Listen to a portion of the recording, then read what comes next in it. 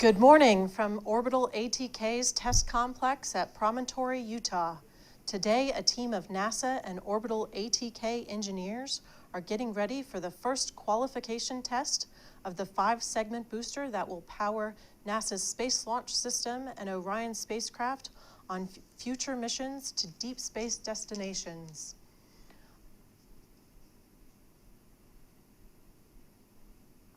I'm NASA Public Affairs Officer Stephanie Shearholtz, and I'm here today outside the Orbital ATK Test Engineering Support Center. Today's test is a major milestone for the agency and the Space Launch System program as we continue on our journey to Mars. This 2-minute test will generate 3.6 million pounds of thrust. The test is set for 9:30 a.m. Mountain Time, 11:30 a.m. Eastern, and the countdown is progressing normally.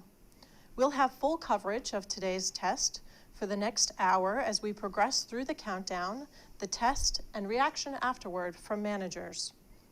You can follow along on social media with @NASA and @NASA_SLS on Twitter, NASA SLS on Facebook, and the hashtags SLS Fired Up and Journey to Mars.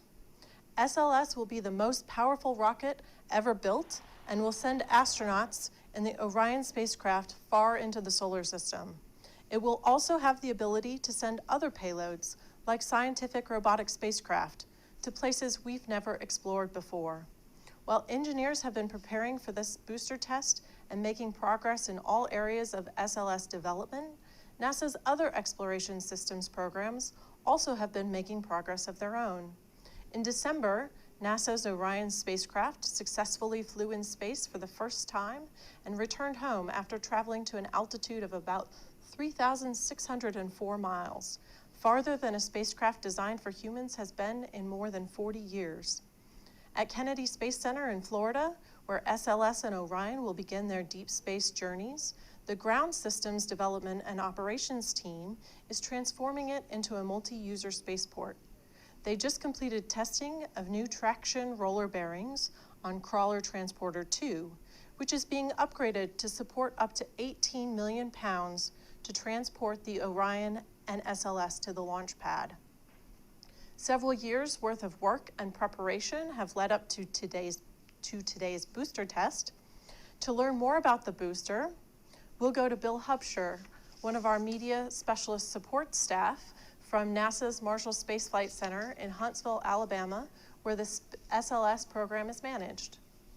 Good morning, Stephanie. I'm outside of the viewing area, about 1.5 miles from the test stand, as well as a few hundred folks are out here viewing it with me, waiting for the smoke and fire to usher in the next chapter in developing this amazing vehicle. And I'm joined by Bruce Tiller. He is NASA's Deputy SLS Booster Program Manager. Bruce, thanks very much for taking the time with us today. First of all, tell us a little bit more about this particular booster. How long have you and your team been designing this for SLS?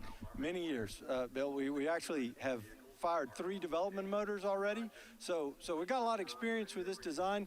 You could almost say we've been working on this thing since the shuttle program, because many of the pieces that are on this booster actually flew on shuttle. In fact, someone told me the other day that the aft skirt that's on this motor was actually on STS-1.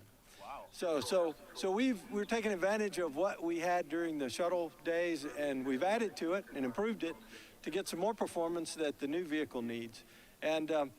And so it's been quite a while. So we're getting to that qualification phase, and this is exciting because now this is for score. So we've done some development, and now we're really gonna qualify our design for the vehicle and get the performance they're looking for. Well, for the folks at home, as well as a little bit of clarification for myself, a lot of people will sometimes call this a solid rocket motor versus a solid rocket booster. Can you tell us the difference between the two terms? They're not quite interchangeable. You're right, and I can. So the motor is what we're testing today, but there are parts of the booster on a motor test as well. The booster includes both the top and the bottom, so to speak. The motor is the part in the middle that actually produces the thrust. It contains all the propellant, and it's the pressure vessel that actually expels the gas that gives you the thrust, and it goes out the nozzle. The booster includes all of that and more. It includes the nose cap and the avionics and the forward skirt. The aft skirt and the thrust vector control system is part of the booster as well. And of course, then you add the parts that attach you to the main vehicle. So the booster is everything that goes on the SLS vehicle. The motor is I guess, the thrust producing part in the middle. So what does the SLS team expect to get out of this test? Well, we're really looking to gain that confidence that our development tests gave us the data we expected to get. So we got a lot of data, 500 sensors at least. We're gonna review all of that and confirm that the booster does as we expect. So team's ready, I think. We're pretty excited, and we're looking forward to a good test today. Excellent. Thanks very much, Bruce Tiller, NASA's Deputy Booster Program Manager for the SLS of the Marshall Space Flight Center. So while we proceed with the countdown, let's learn a little bit more about this new design. Great.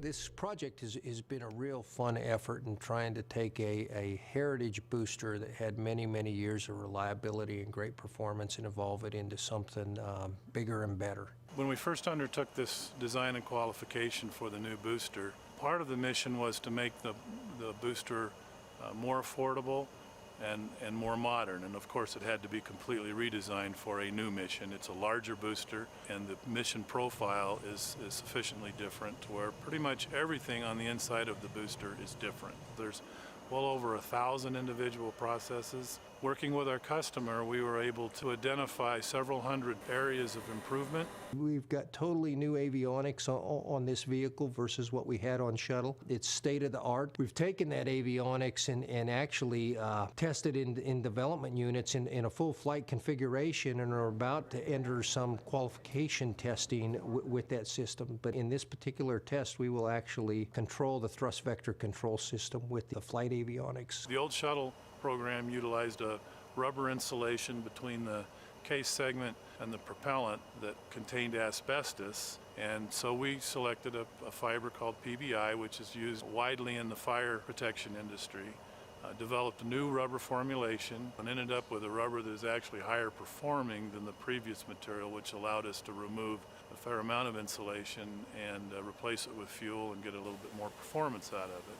So not only is it environmentally friendly, it's a higher performing material and a higher performing rocket. Structurally, we've had to make some changes. The aft attach point of this booster, in order to accommodate the structural configuration of the SLS vehicle, has been moved several feet aft. And actually, this QM1 test will be the first test in a static configuration that we've done with that actual SLS attach point in place. We had to design a new core and a new propellant grain inside the fuel that's inside the rocket. Part of that required us to design and manufacture all new tooling that forms the inside of the motor. We had to redesign our nozzle because we have a different performance, different things going on inside the motor. And so a large portion of the nozzle was redesigned. Also, we've had a major effort over the last 2 years to try and improve the affordability of this vehicle, because the intent here was not only to have a higher performing vehicle, but to have one that actually costs less. And we believe we've achieved that, and this test of QM1 will be evidence of that culmination.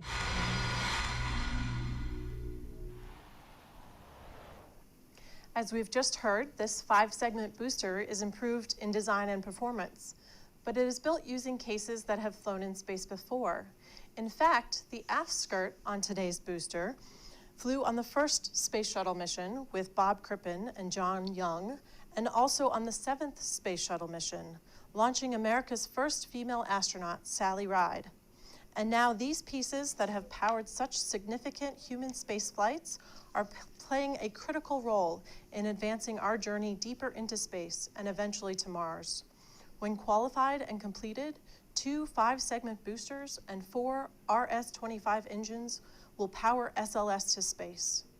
For the last several hours, teams have been working to secure the test area and prepare for the final countdown. A little later, we'll listen in to the last several minutes as the test conductor and team make final preparations. But first, let's hear more from Bill and learn a little bit more about the boosters. Thanks very much again, Stephanie. We're about 15 minutes away from this booster test, of course, outside of the 5-minute planned hold. And I am joined by the Chief Engineer for Booster Integration at Orbital ATK, Alicia Carrillo. Now, Alicia, first of all, tell everyone what booster integration means. What does that entail? So booster integration is essentially the process of bringing together all of the components and making sure they're all assembled, checked out, and ready to go. And of those many, what are the main components of the booster, though? We've heard about the aft skirt and the motor, of course. Right, so we're essentially going from the nose cap down through the forward skirt into the motor elements, aft skirt, and then the exit cone. So we're actually conditioning the motor today, and outside, for us anyway, it's a little bit overcast, a little bit chilly, not too bad though, but the motor's under almost tropical conditions. It is. Now, this motor has to be qualified from 40 degrees Fahrenheit up to 90 degrees Fahrenheit. This is our hot motor test, so it's just over 90 degrees. And you might think that 90 degrees doesn't sound hot, but keep in mind there's 1.5 million pounds of propellant up there that we had to get up to an average temperature of 90 degrees. And this is the kind of temperatures that it could experience as it launches from Florida, right? Essentially, long-term exposure in Florida. Of course, that's not including the many, many degrees higher that it will be when it actually launches at the business end of the nozzle. Right, quite a bit warmer on the inside and coming out the exit plane. Well, I imagine that you and your team have been working very long, very hard on this. What goes into the months of preparation for this test? You have a lot, going on to the physical assembly and integration, a lot of instrumentation going on, a lot of checkout, a lot of data systems, just making sure that everything is really queued up and ready to go. So a lot of folks at the home at home may not know that you were actually the former test chief engineer out here at Orbital TK, so you've had a lot of experience on this test stand. Can you tell us about, let's see, some of the safety that you and your team would take into consideration before you have a test like this? So, obviously there's been quite a bit of safety elements going on so far. They cleared the bay, lots of gates and lights and clearing, everything going on right now. The closest people are in the control bunker, which is actually underground, and then we're here at the closest that people are allowed to be above ground. Those that we're allowed to view it from here, of course.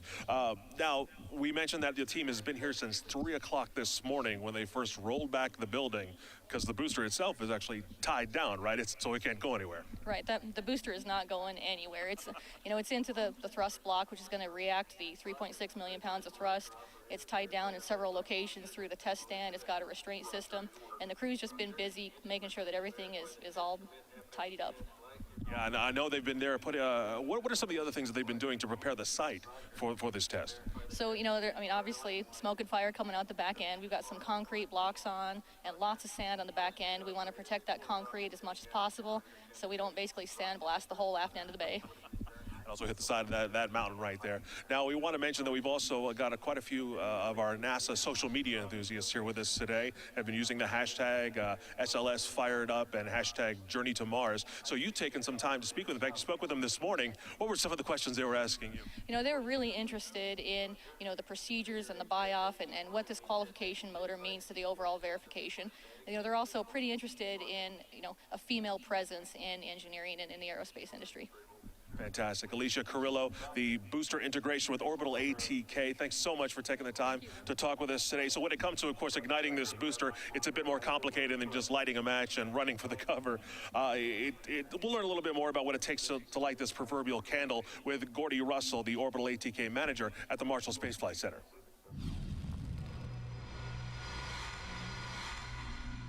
So we are getting ready to static fire the QM1 static test motor. It's a full rocket booster. It's made of 5 segments pieced together, and that's important as we've added another length of a segment into this booster to make it bigger and better. A lot of planning and work is done ahead of time as we design these rocket boosters to get the propellant geometry just right.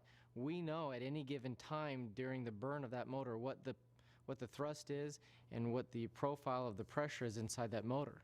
So with the new thrust profile for the SLS boosters, we've added an extra fin and changed some of the geometry of our propellant surfaces so we can burn more propellant at the beginning of the test, or beginning of the rocket firing. To get a solid rocket booster to burn, we have an igniter at the front end that it's like a small rocket in itself, and it shoots a flame 150 feet down this entire rocket booster and ignites all the surface of the propellant all at once. Once you ignite a solid rocket booster, it can't stop it. You don't flip a switch to turn it on off. At the same time, you can't turn a knob to increase your thrust or decrease your thrust. That's why it's important to design this beforehand so we can get the amount of thrust we need at each point during this 2-minute burn to reach the maximum thrust at given time points that we need. At the beginning of the burn is when we have the most thrust, about 3.5 million pounds of thrust that we maintain for about 25 seconds. It takes just over 2 minutes of rocket firing for the propellant to completely burn out. And the propellant is burning really fast. It's got a certain rate that it's burning, but it's burning from inside out. So as every second goes by, it's like one layer of that propellant is essentially being peeled away and shot out the end of that rocket motor. And as this propellant burns and begins to create this mass that we are projecting out of this rocket, we are creating the thrust that we need to carry humans and astronauts and more weight into space.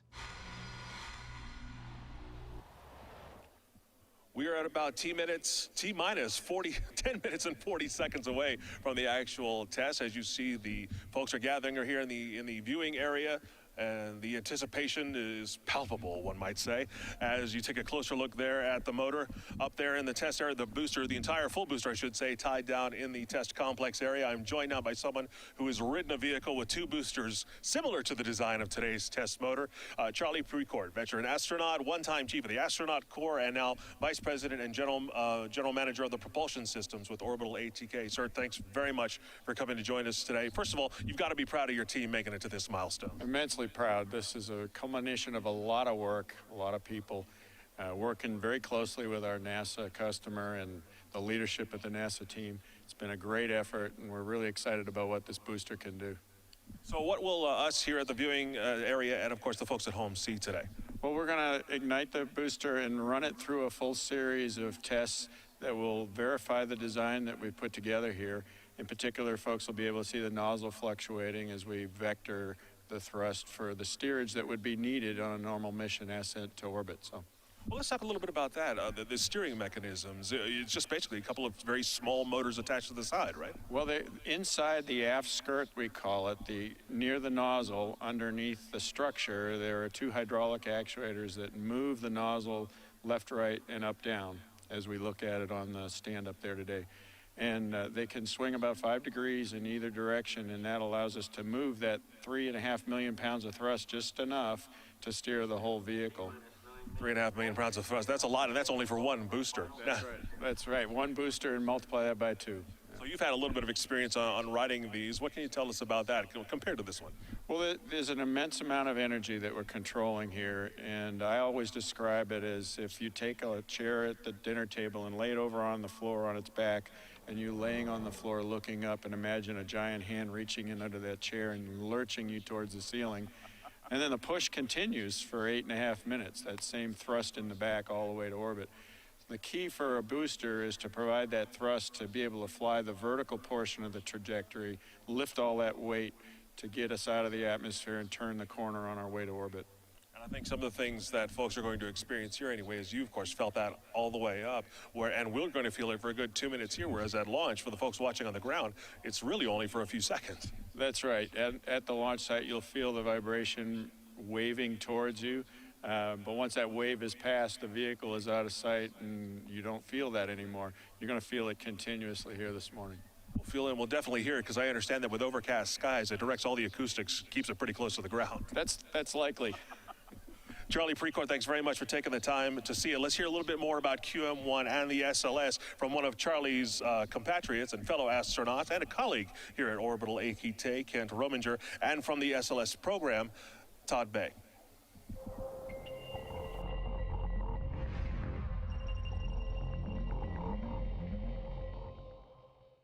This upcoming test, the QM1 motor firing, is going to be a really big deal for us. These motors have 25% more energy than the motors we use to get the shuttle off the ground during the space shuttle days. As a space shuttle astronaut, I flew the space shuttle 5 times. Every one of those was on the redesigned rocket motor that proved itself to be the most reliable rocket motor in the world. So this motor we're looking at here is called the Qualification motor number 1, and it's actually the 4th motor in a series. We had 3 development motors, and on the development motors, they really are development, where you start out conservatively, you do a test firing, you see how well the insulators worked, how much thrust, what was the performance of the motor really, and then you start optimizing it. So QM1 is the first of 2 tests that will be used to qualify the motors for flight. We're actually already building the pieces of the 2nd qualification motor flight. This is a really exciting time for all of us here, coming off of Orion's first flight test in December. Less than a month later, we had the new RS-25 engines, which are the liquid engines that will power the rocket, have been tested at Stennis with a brand new state-of-the-art controller. The pieces of the rocket itself, the core, almost 30 feet in diameter, are all being manufactured at Michoud as we speak. There's a company called Conrad down in South Louisiana. They took our Pegasus barge, which is the barge we used to move the external tank around during the space shuttle days. They had to cut it in half and add 65 feet and stiffen it up to be able to handle the massive core that will come out of Michoud near New Orleans to be shipped down to KSC. And then in a few months, we'll actually complete the critical design review of the Space Launch System. This is where we actually say we are now done designing and it's time to start putting all this hardware together and running it through its tests and verifying that it actually meets the requirements. We're going to fly the SLS system in 2018, and between now and then, we're going to fire this motor. Less than a year from now, we'll fire the second qualification motor, and then we'll start assembling that Space Launch System rocket in Florida, launch in 2018. And the second flight of that rocket motor will take astronauts further into space than we've ever been. From there, we're now into the proving ground where we test the ability to be distant from Earth by days and weeks and getting ready for the long-term exposure to deep space that gets us ready for a Mars mission in the future. So they say the journey of 1,000 miles begins with the first step. In this case, our journey is millions of miles away to Mars, and we're starting to take these steps. The next step is going to be this QM motor firing, and we're really getting excited to see it. We're about 8 minutes away from today's booster test, which is scheduled for 9:30 a.m. Mountain Time. Everything is progressing normally in the countdown. We'll listen in now to some of the countdown, and you'll primarily hear the voices of the test conductor, Richard Rupp, and the test control coordinator, Howard Healy. This test is sometimes called a hot test because Orbital ATK has spent the last month getting all parts of the booster inside and out heated to a temperature of 90 degrees Fahrenheit. Combined with a second test next year at 40 degrees, teams will get a full range of data to feed into analytical models that inform how the booster performs at any temperature. More than 530 instruments are recording data during this test. In this test, the real heat will be inside the motor chamber, where the gas temperature reaches 5,600 degrees Fahrenheit, hot enough to boil steel.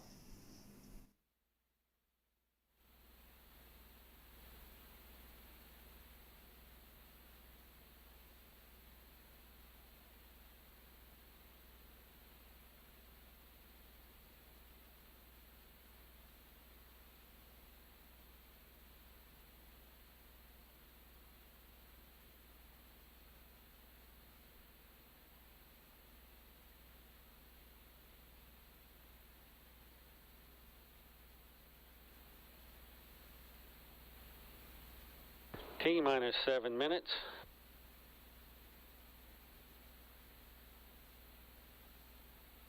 Now verifying that the test range is clear of all personnel.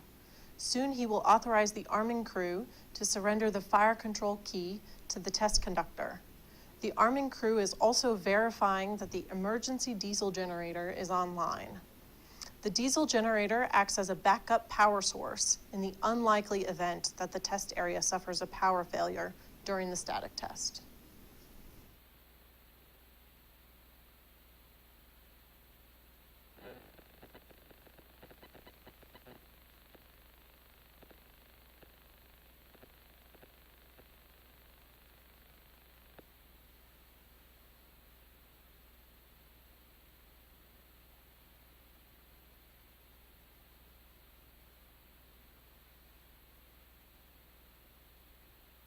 T-minus 6 minutes.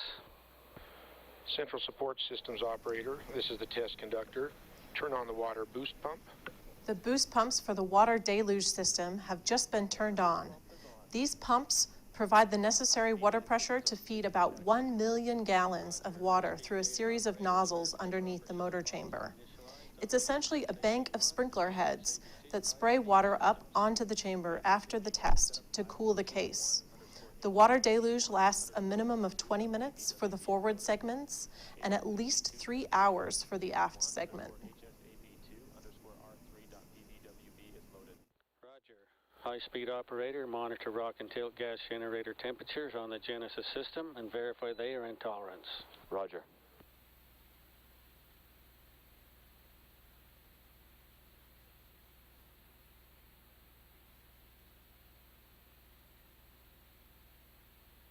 T-minus 5 minutes.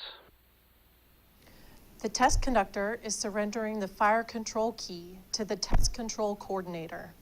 The key will be turned to the on position test area at T-minus cleared 70 for static seconds test. when the final decision to commit the motor is made. In just a moment, High-speed data the test operators conductor will verify pull systems. all stations for a go for the test. Each station will report go before we proceed All for high-speed ignition. data systems are streaming. Among the stations you'll Roger. hear make a call are the support systems, various data systems, and avionics.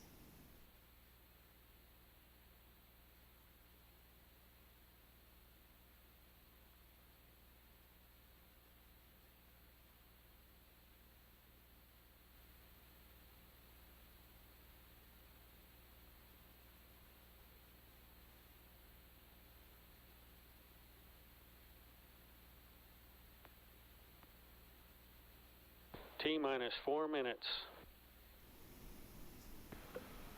This is the test conductor. Report system status. The support systems are go for static test. Low-speed data systems are go. High-speed data systems are go. Ultrasonic data system is go. Avionics ballistic system is go. Redline monitor system is go. Bus monitor system is go. Motor temperatures are go for static test.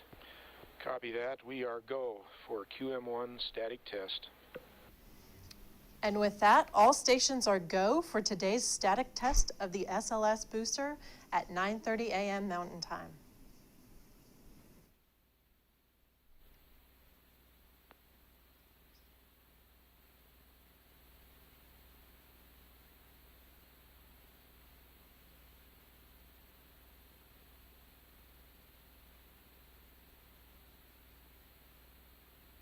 T-minus 3 minutes.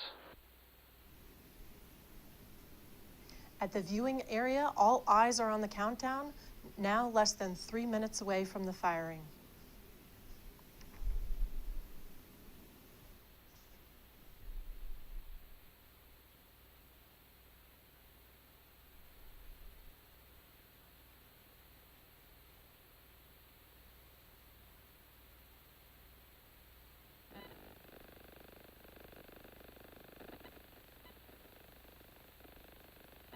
T-minus 145 seconds.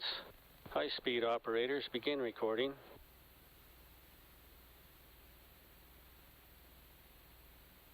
All high-speed data systems are recording. Roger.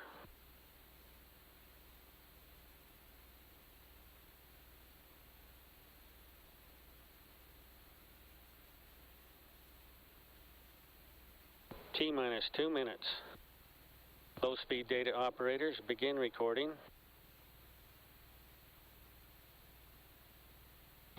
All low-speed data systems are recording. Roger. Bus monitor operators select stop all followed by start all to begin a new recording file.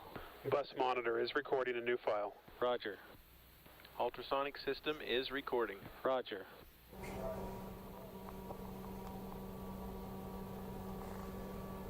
T-minus 90 seconds.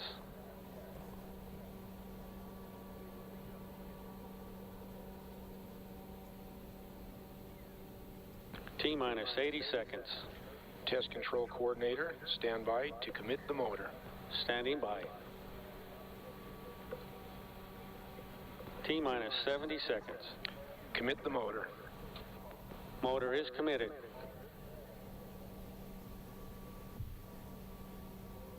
T-minus 60 seconds. 1 minute to ignition. The test is a go. T-minus 50 seconds.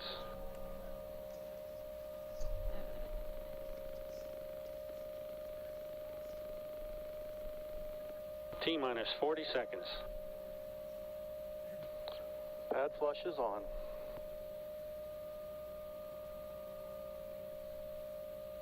T-minus 30 seconds. Minus 25. minus 20, minus 15, T minus 10, 9, 8, 7, 6, 5, 4, 3, 2, 1, fire. We have ignition of NASA's Space Launch System 5-segment solid rocket booster. Plus 10.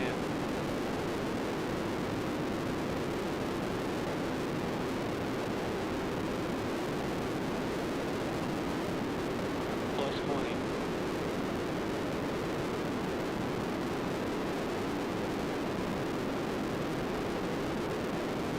Plus 30.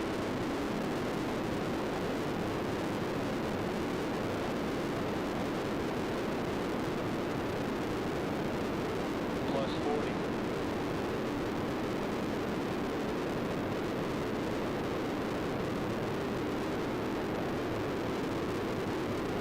Plus 50.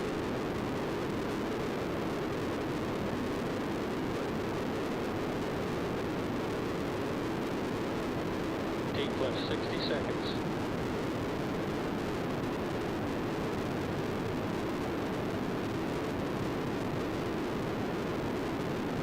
Plus 70.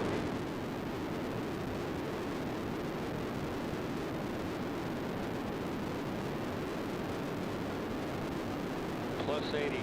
Central Support Systems Operator, enable the deluge, CO2, and quench tool controls. Controls are enabled. Plus 90. Open the accumulator enable valve. Accumulator enabled. Plus 100. Plus 105. Activate aft deluge. Aft deluge activated. Plus 110. Activate forward deluge. Forward deluge activated.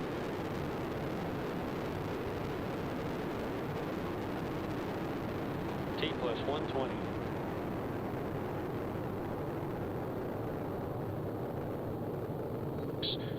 Activate head end CO2. CO2 activated. Activate quench tool command forward and aft CO2. Activated.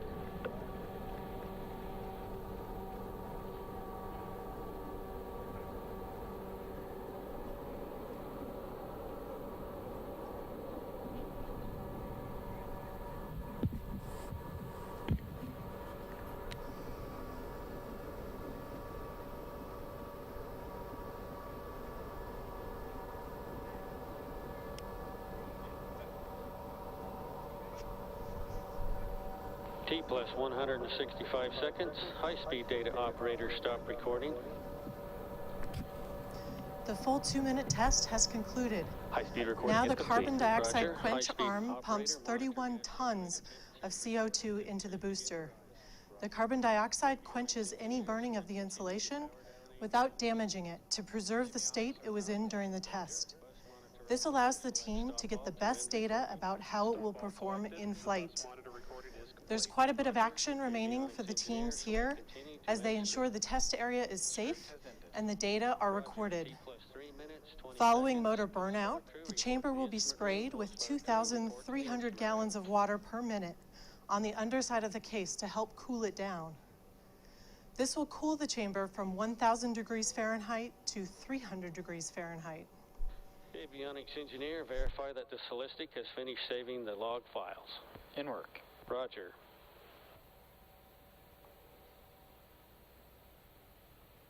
Redline monitor operator, transfer the log file to the local computer. Roger, in work. Roger. Bus monitor operator, transfer the data files to the local computer. In work. T plus 4 minutes.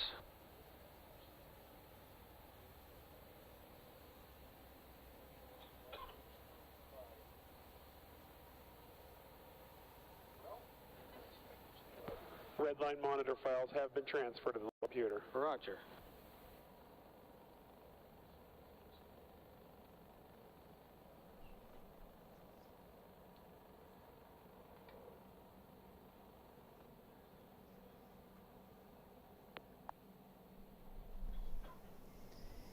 Let's go back out to Bill, where he's standing by for first reactions from those who were outside watching the test. Thanks very much, Stephanie. Yeah, 2 minutes of excitement and exhilaration, followed by jubilation from the crowd, as well as some of the gentlemen who helped make this happen. I'm joined by Alex Priscos. He is the SLS booster manager at the Marshall Space Flight Center, and of course, rejoined by Orbital ATK's Charlie Precourt. Charlie, let me start with you. Everything seemed to go well, and how do you think it looked? It looked really clean. We're very excited. It's a great result. You could feel the pressure coming off the motor. You could see the plume and watch the vectoring. It all looked great. We'll be looking for the quick look data, but really nice result. I think what was exciting, and I haven't been to one of these in a couple of years, so it was really exciting to see is you've got that initial pause when everything loads, you see all the smoke and the fire, and then suddenly that sound wave hits you. Great little science demonstration for the speed of light and the speed of sound, you know, and the little delay, and then the noise hits you. Really pretty neat. I know that you and your crew are far from finished. What do you immediately is your crew doing up there right now? So we're making sure all the systems are shut down. You know, we had hydraulic power units running and so forth. All of that post-fire stuff begins. We got quenching going on. There's a lot of water systems up there cooling the belly of the booster because a lot of the residual materials in there that are so hot, that plume was 5,000 degrees. A lot of that hot stuff is laying in the belly of the booster, so we got cooling water jets cooling off the belly of the booster so that it doesn't get too hot. And then over time, we'll be able to go up and take a look, and the dissection will begin, and all the data will start to flow, and we'll be looking for qualification. And if I'm not mistaken, a lot of that hardware can be reused, right? Absolutely. All of this stuff will get recycled and used in either another test or maybe in flight. Thanks very much, Charlie. Let me turn now to Alex Priscos, once again with the SLS program out of the Marshall Space Flight Center. You look like a happy man. I am very happy this morning. Great test. Just a fantastic result. You used a stopwatch. We haven't seen the real preliminary data, but we get a little bit with just a watch, and this thing was about as perfect and nominal as it could be. We were looking for a 2-minute firing time, and that's what we got. So it's great. I'd like to thank Orbital ATK and the NASA team for all they've done to get us here. It's been just a fantastic effort on everybody's part. So let me ask you, I know you've got a lot of your team here as well as you met some of the folks from Orbital ATK as well as some of our NASA social media visitors. What has been some of the reaction from some of them about being here and then seeing something like that? I saw lots of handshaking on your way up here. You know, the enthusiasm that you get in a test like this is just incredible. It shows what these kind of tests mean to everybody that literally spend years and years and hours and hours and hours every week working on it, as well as those that just show an extreme amount of interest. And to watch the momentum and the interest build in this program has absolutely been fantastic, and it has really, really built consistently the last several months. So what's next for the booster team in the short term? So in the short term, we'll look at this data. We'll look at it on several levels. We'll get our first pre-look at the data in probably about an hour, but we'll continue to dissect and go deeper and deeper into data for several months. Meanwhile, we will be preparing qualification motor number 2, which is our second qual test, which will be a cold test to understand the performance in a cold condition. And that will probably happen early next year. So what are some of the finer points of the data that you're going to be looking for? Pressure time curve, which really gives us a sense of power and when it happens and how much. We'll be looking at the erosion of the insulator, which tells us how much margin we have thermally in the system. And we'll be looking at nozzle erosion. Those are just 3. There's several hundred parameters, but those are the 3 that we'll be looking at very, very hard and very quickly. All right, excellent. Well, thanks once again very much to the both of you. Congratulations on a successful test, and I know a lot of us, I speak for many of us out here who are just glad we could have been here to be a part of it. Once again, Charlie Precourt with Orbital ATK, Alex Priscos from the SLS booster program. So, gentlemen, we're going to take, before we head back inside to Stephanie for a few last words, let's take a look at some of the replays of the test we just saw. We have ignition of NASA's Space Launch System 5-segment solid rocket booster.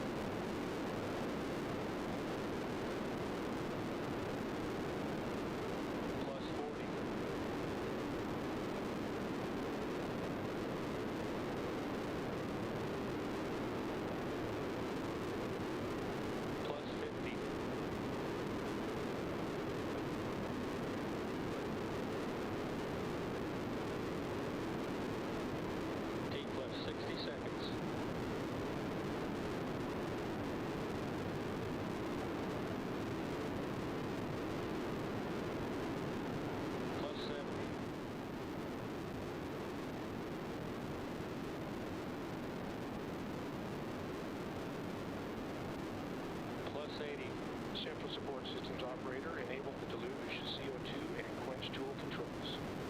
Controls are enabled. Plus 90.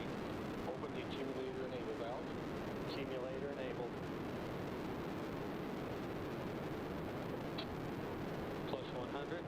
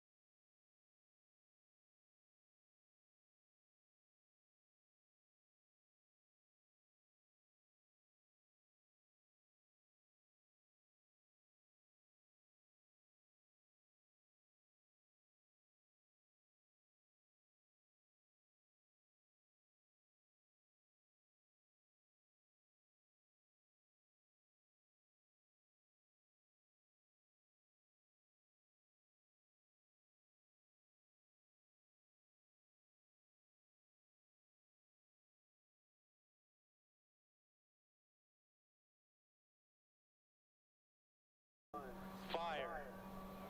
We have ignition of NASA's Space Launch System 5-segment solid rocket booster.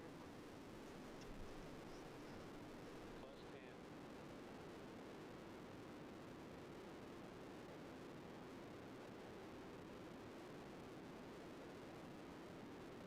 Plus 30.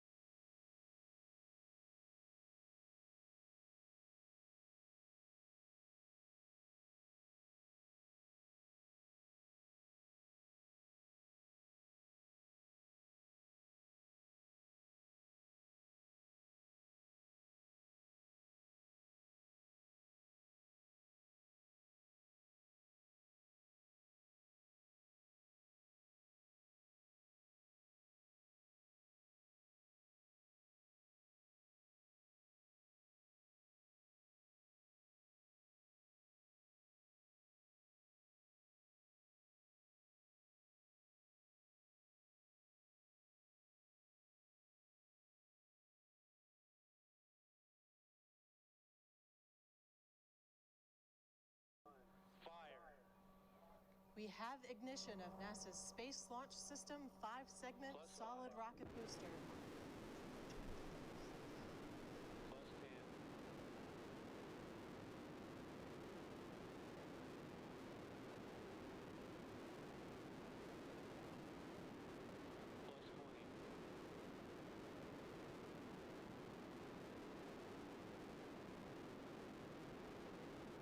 Plus 20. Plus 30.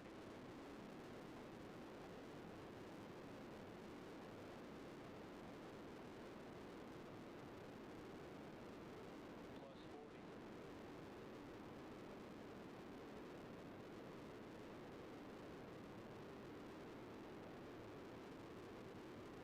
Plus 50.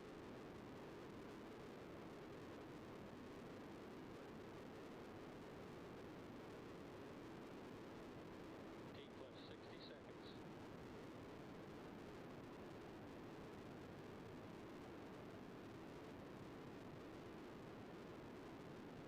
Plus 70.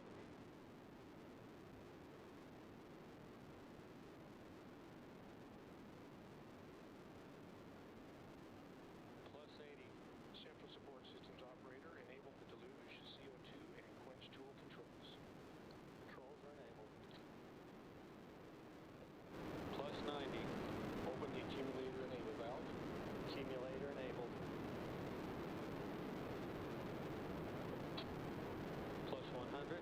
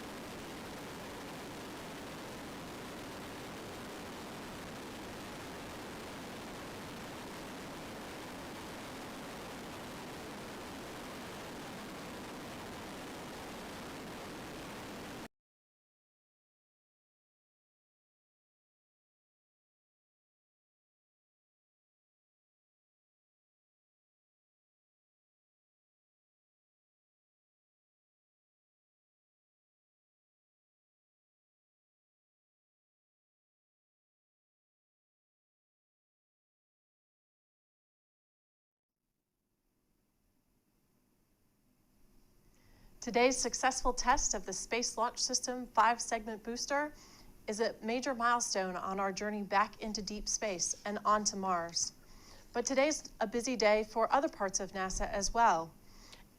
We have the Earth Science mission and the International Space Station program have major events happening today. At 11 a.m. Mountain Time, 1 p.m. Eastern, join us for the science briefing for NASA's Magnetospheric Multiscale Mission, which launches Thursday at 10:44 p.m. Eastern. Today at 1 p.m. Mountain Time, 3 p.m. Eastern, NASA TV will air live coverage of the undocking of 3 International Space Station Expedition 42 crew members, including NASA astronaut Barry Wilmore, as they begin their journey home after 167 days in space.